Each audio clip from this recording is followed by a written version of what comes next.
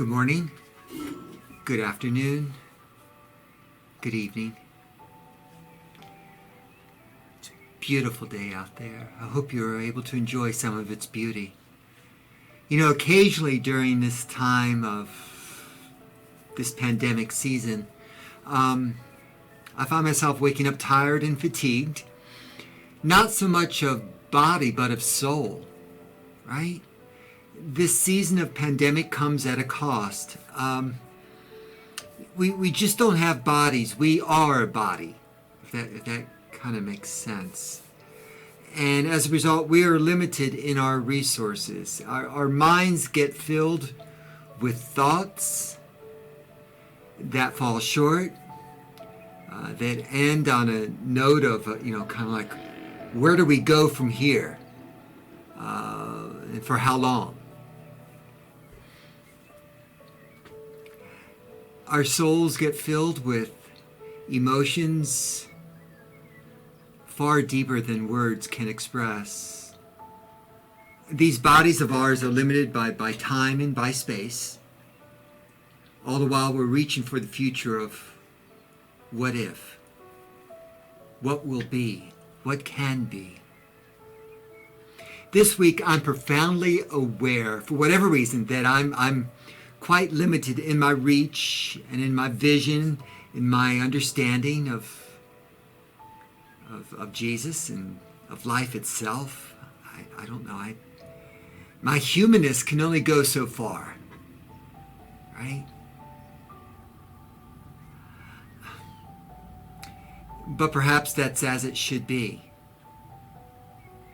The limitations I'm feeling at times bring about a sense of fatigue. You know, right now we don't know how many more people will die, right? Or what's ahead. And it's sad because all the while, so many in positions of power, politicians play the blame game on both sides. And what we need are leaders, okay? With empathy and compassion, who can bring us together and not foment the anger that is out there and the frustration that is out there of so many people, because I think we're all just, at some level, just fatigued. Sadly, I fear that the numbers of the sick and the dying are becoming just that, numbers, rather than God's children who are suffering.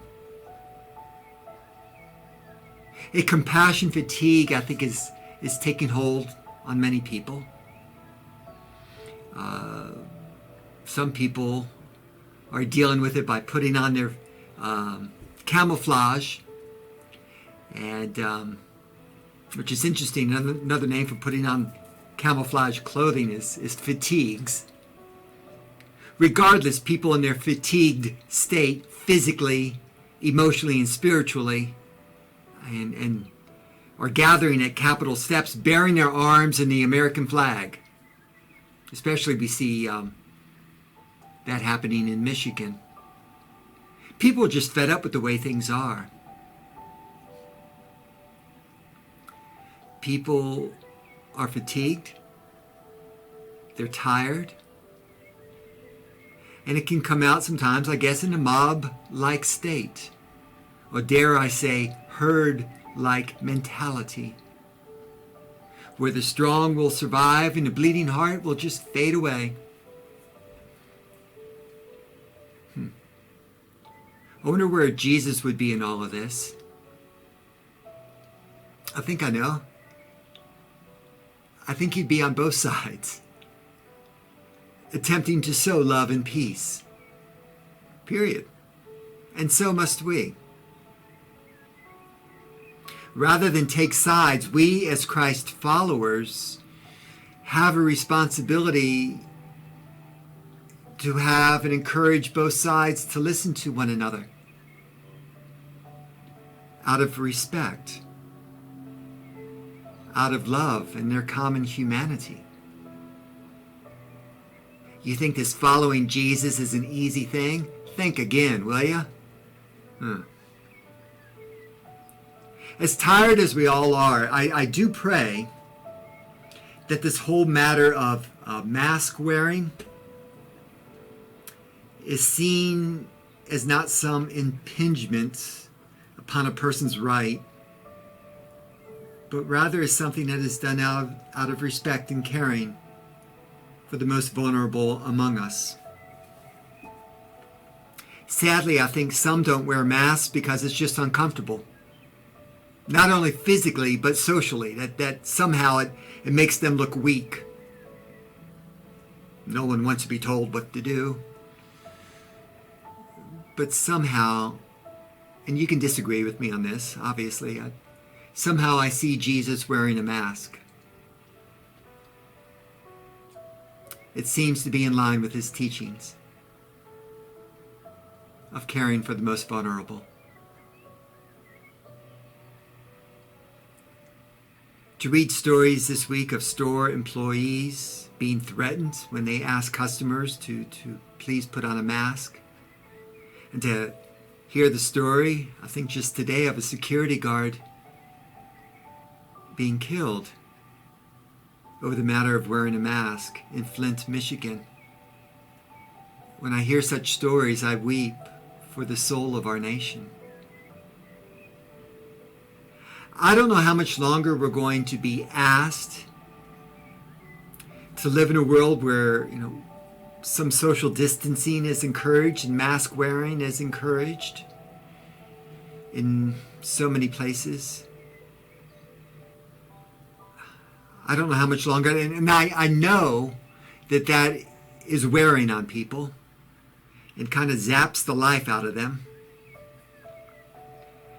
And there's that reality of the ebbing away of life's moments when we could be together. It takes its toll.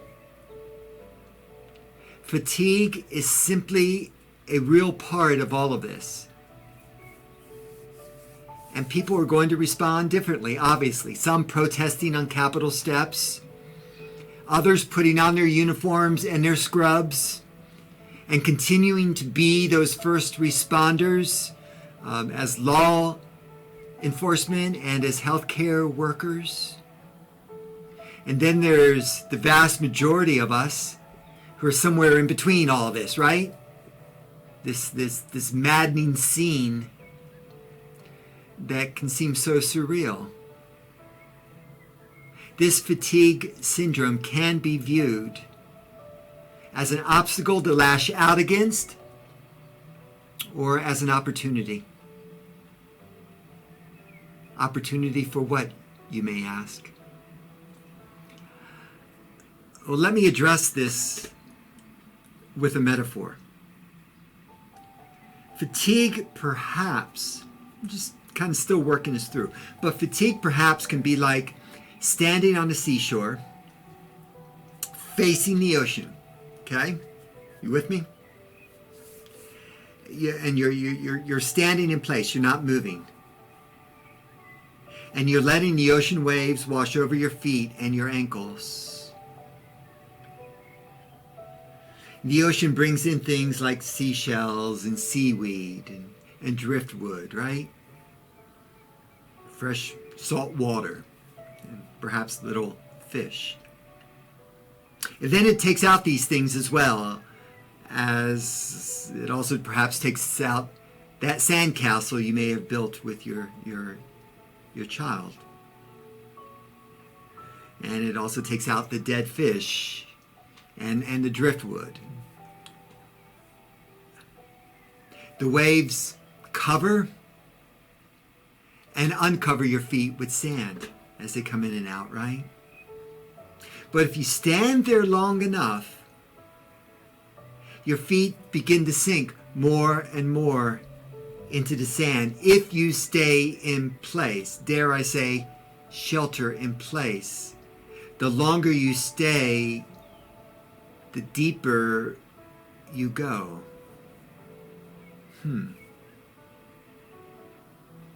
I wonder if fatigue is sort of like that.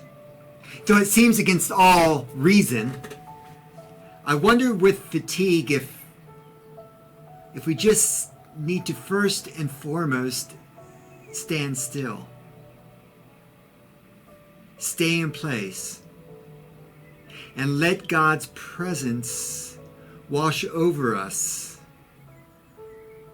bringing to us new treasures from the ocean of God's love, while taking away things that perhaps shouldn't be there. And all the while, we're always sinking deeper and deeper into God's love as you patiently wait for God to do his good work in you during this time.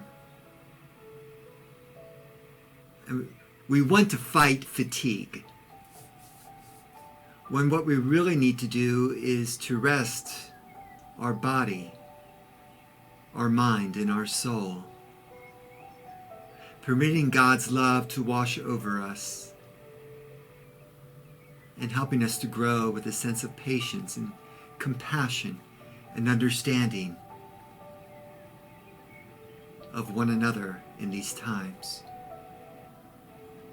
What if this week we let our fatigue be an opportunity to encounter God, to sink into his ever active, loving presence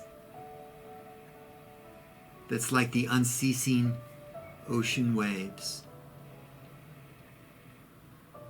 Something to ponder and pray about this week. May God be with you.